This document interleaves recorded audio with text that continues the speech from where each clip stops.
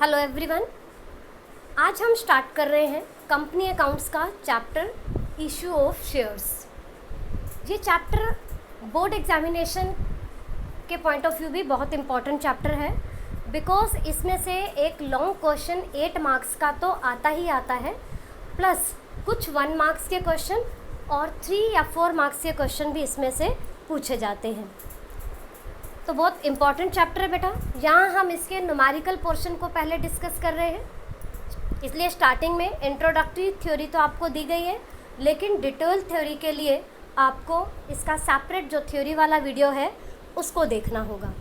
तो हम स्टार्ट करते हैं बेटा यहाँ कंपनी के मीनिंग से, बिकॉज एक तो कंपनी अकाउंट्स है, दूसरा जो शेयर्स है वो कंपनी इशू करती है। तो सबसे पहले हमें यह पता होना चाहिए कि कंपनी कहते किसे हैं। So let us see.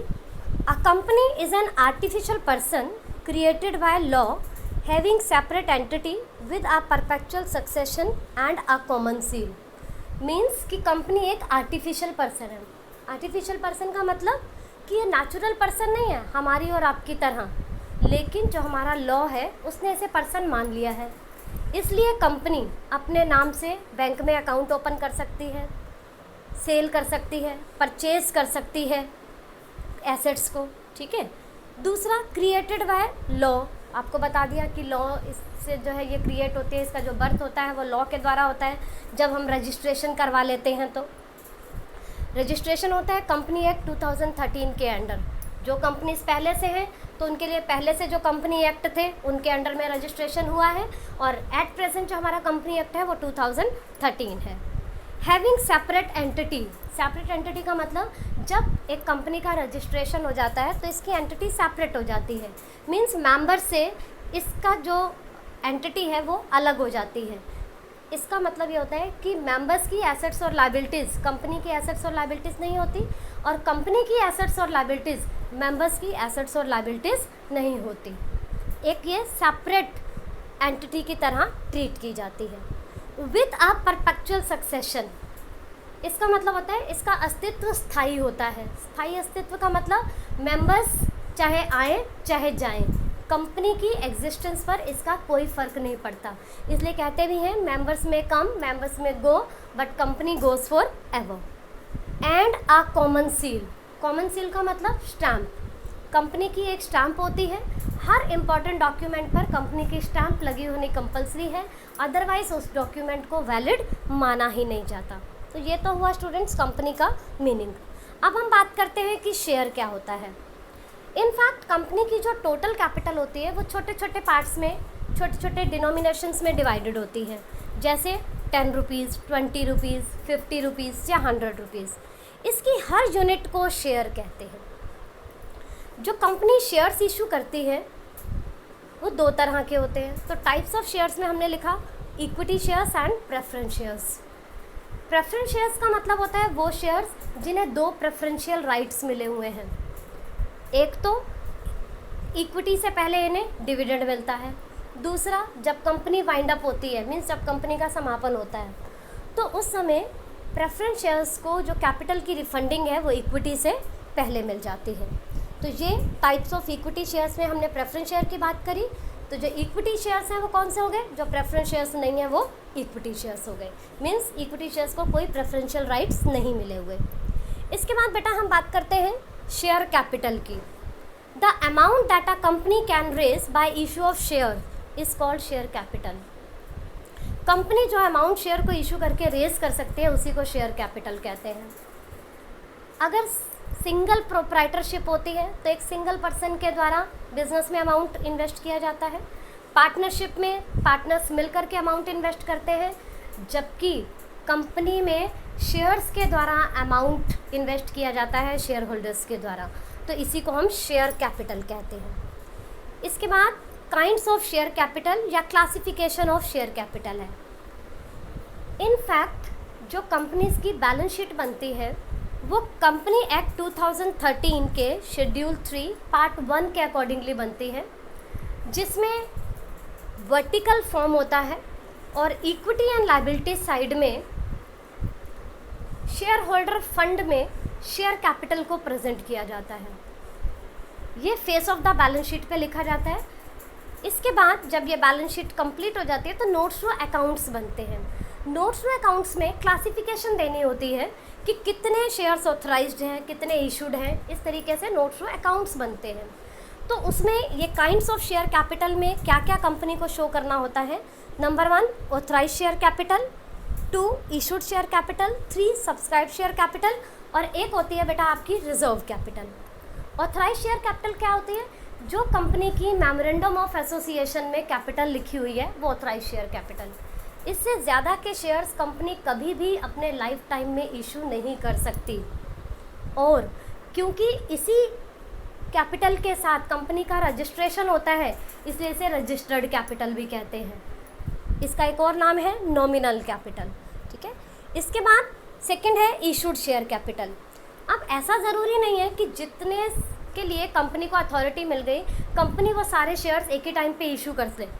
ऐसा हो सकता है कि उसमें से कुछ को अभी कंपनी इशू करना चाहती है, तो फ़िलहाल कंपनी ने जितने के लिए पब्लिक को ऑफ़र किया वो इशूड कैपिटल होती है। देन बेटा बात आती है सब्सक्राइब्ड कैपिटल की। जितने शेयर्स को परचेज़ करने के लिए जो पब्लिक है वो एप्लीकेशन दे देती है उसे हम बोलते हैं subscribed share capital. Subscribed share capital को 2 पार्ट्स में डिवाइड किया जाता है, subscribed and fully paid up, subscribed but not fully paid up. उसकी डिटेल आगे जा कर के बाद में आएगी। इसके बाद एक रिजर्व कैपिटल है। रिजर्व कैपिटल वो कैपिटल है जो कंपनी के वाइंड अप के समय ही यूज़ होती है। अब बात यह है कि ये शेयर्स इशू कितने तरीके से हो सकते हैं। शेयर्स में be issued in any of the following वे, किसी भी तरीके से इशू कर सकते हैं। Number 1 for cash by public placement of shares, public को ऑफर करके कैश के लिए शेयर इशू हो सकते हैं। Second for cash by private subscription of shares, public को ऑफर नहीं किया, अपनी प्राइवेट प्लेसमेंट के थ्रू शेयर इशू कर दिए कैश के लिए। Number 3 for consideration other than cash, cash के अलावा किसी और कंसिडरेशन के लिए शेयर इशू करना। कैश के अलावा जैसे मतलब कि मान लीजिए एसेट्स के बदले में शेयर इशू कर दिए या प्रमोटर्स को शेयर इशू कर दी। इन सभी की डिटेल 1 बाय 1 आएगी। तो सबसे पहले हम बात करते हैं for cash by public subscription of shares. Public को ऑफर कर रहे हैं शेयर्स खरीदने के लिए। तो ये जो शेयर्स का अमाउंट है बेटा, जैसे मैंने आपको बताया कि 10 रुपीज़ हो सकता है, 20 रुपीज़ हो सकता है, 50 रुपीज़ हो सकता है, 100 रुपीज़ हो सकता है, ये पर शेयर की बात हो रही है। हम एग्जांपल लेकर के चलते हैं कि एक कंपनी शेयर इशू कर रही है जिसमें शेयर की वैल्यू 10 रुपये पर शेयर है, 10 रुपीज़ पर शेयर है। अब कंपनी के पास 2 ऑप्शन होते हैं। कंपनी चाहे तो ये 10 रुपीज़ एक ही साथ मंगवा ले एप्लीकेशन के साथ ही। दूसरा ऑप्शन होता है कि इसे इंस्टॉलमेंट्स में मंगवा ले। इंस्टॉलमेंट्स में जब मंगवाए जाते हैं तो उन्हें हम कहते हैं कि कुछ अमाउंट एप्लीकेशन के साथ मंगवा लिया, कुछ जब शेयर्स अलॉट किए जाते हैं, मीन्स जब शेयर दिए जाते हैं, सर्टिफिकेट इशू किए जाते हैं, तो कुछ अमाउंट तब मंगवा लेते हैं और कुछ उसके बाद कॉल पे भी मंगवाया जा सकता है। तो इसे हम ये कहते हैं कि 2 तरीके से अमाउंट मंगवाया जा सकता है, in lump sum along with the application. Lump sum means एक साथ सारा अमाउंट मंगवा लिया। Second in instalment at different stages, that is on application, on allotment and balance on call और कॉल्स। कॉल और कॉल्स लिखने का मतलब कि नंबर ऑफ़ कॉल एक भी हो सकती है या नंबर ऑफ़ कॉल्स एक से ज़्यादा भी हो सकती हैं। तो आज हम बात करेंगे सबसे पहले लमसम की। उससे पहले हमें एक चीज़ और समझ लेनी है कि शेयर्स इशू 2 तरीके से हो सकते हैं, एक तो एट पार और दूसरा एट प्रीमियम। अब ये एट पार और एट प्रीमियम क्या है? जब हमने बात की कि शेयर की वैल्यू ₹10 है, इसको बोलते हैं फेस वैल्यू या नॉमिनल वैल्यू। अगर 10 वाला शेयर 10 में ही इशू हो रहा है तो इट मीन्स कि हम कहेंगे कि शेयर्स पार पे इशू हो रहा है। लेकिन अगर 10 रुपीज़ वाला शेयर 10 से ज़्यादा वैल्यू, मानो 12 रुपीज़ में इशू हो रहा है, तो 2 रुपीज़ एक्स्ट्रा हुए। ये जो 2 रुपीज़ है इसे हम कहते हैं प्रीमियम। तो इसलिए यहाँ लिखा है अ कंपनी में issue shares at par that is at the nominal और फेस वैल्यू, और at premium that is above the nominal और फेस वैल्यू। अगर फेस वैल्यू पर ही इशू हो रहा है तो पार कहते हैं, और अगर फेस वैल्यू से ज़्यादा प्राइस पे इशू हो रहा है तो उसे प्रीमियम कहते हैं। अब हम अकाउंटिंग ट्रीटमेंट डिस्कस करते हैं कि when shares are issued at par और in lump sum along with application, मतलब एक तो शेयर पार पे इशू हो रहे हैं, दूसरा सारा का सारा अमाउंट एक साथ एप्लीकेशन के साथ ही मिल रहा है। इसकी अकाउंटिंग ट्रीटमेंट सीखनी है हमने। First entry, bank account debit to share application and allotment. क्योंकि सारा का सारा अमाउंट एक साथ आ गया, जैसी एप्लीकेशन मिलती है उसके बाद ही शेयर्स अलॉट हो जाते हैं, तो इसलिए एप्लीकेशन और अलॉटमेंट दोनों अकाउंट हमें एक साथ लिखने होते हैं यहाँ। तो अमाउंट रिसीव होगा तो बैंक अकाउंट में जाएगा। एंट्री बन गई bank account debit to share application and allotment account. Narration, application and allotment money received. Second entry, जिस डेट को अलॉटमेंट की जाती है शेयर्स की, उसी डेट को ये वाला जो अमाउंट होता है इसे शेयर कैपिटल में ट्रांसफ़र कर दिया जाता है। तो इसके लिए एंट्री होती है share application and allotment account debit to share capital account. क्योंकि कंपनी जब शेयर इशू करके अमाउंट रेज करती है तो उसे हम शेयर कैपिटल कहते हैं, तो इसलिए यहाँ पर लिख दिया टू शेयर कैपिटल। अब एक एग्जाम्पल के थ्रू इसे हम समझने की कोशिश करते हैं। Example 1, Karan Limited offered for subscription on 1st April 2019 1 lakh equity shares of ₹10 each at par। एक तो ये पार पे इशू हो रहा है, 1 लाख शेयर्स हैं 10 रुपीज़ वाला, along with application, सारा का सारा अमाउंट एप्लीकेशन पर आ रहा है। Application were received for all the shares by 30 April 2019। इसमें बेटा डेट भी गिवन है, अगर क्वेश्चन में डेट गिवन होती है तो आपको डेट कंपल्सरली लिखनी है इसमें। 30 अप्रैल तक एप्लीकेशन मनी रिसीव हो गई and the shares were allotted on 15 मई 2019, और 15 मई 2019 को शेयर्स अलॉट कर दिए गए। You have to pass the journal entries in the books of Karan limited. Journal का फॉर्मेट एज इट इज़ जैसे आपका +1 क्लास में होता था वैसे ही बनेगा। In the books of Karan limited journal, date, particulars, ledger folio, debit, credit, ये सभी आपको लिखना है। डेट में पहले आपका ईयर आता है 2019, then month April and then date 30। Entry बनी बेटा बैंक अकाउंट डेबिट टू। अब क्योंकि यहाँ क्वेश्चन में लिखा हुआ था कि इक्विटी शेयर्स हैं तो इसलिए हमने लिख दिया to equity share application and allotment account. इसका जो अमाउंट आएगा 1 लाख शेयर्स हैं, 10 रुपीज़ का एक है, तो 1 lakh multiplied by 10 lakh rupees. Second entry मई 15 को की है, बिकॉज अलॉटमेंट जो की है वो मई 15 को की है, इसलिए 15 मई को ही ये अमाउंट ट्रांसफ़र होगा शेयर कैपिटल में। तो एंट्री बनी equity share application and allotment account debit to equity share capital account, same amount आपका ट्रांसफ़र हो जाएगा। आई होप सो कि ये कंसेप्ट आपको क्लियर हो गया। इसके बाद हम नेक्स्ट पॉइंट करते हैं when shares are issued at premium. अब शेयर्स प्रीमियम पे इशू हो रहे हैं लेकिन अमाउंट वही लमसम पे ही मिल रहा है, in lump sum along with the application money, सारा का सारा अमाउंट लमसम पे मिल रहा है। अकाउंटिंग ट्रीटमेंट, 2 एंट्रीज, पहली एंट्री सेम रहेगी जैसे आपने पार के टाइम की, bank account debit to share application and allotment account. Difference सिर्फ इतना होगा कि यहाँ जो अमाउंट आएगा बेटा वो विद प्रीमियम आएगा आपका।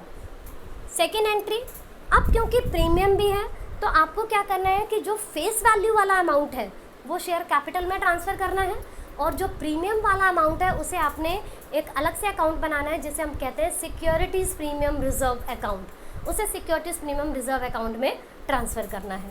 तो एंट्री बनी share application and allotment account debit to share capital account to securities premium reserve account. अब एक एग्जाम्पल के थ्रू इसको भी समझने की कोशिश करते हैं।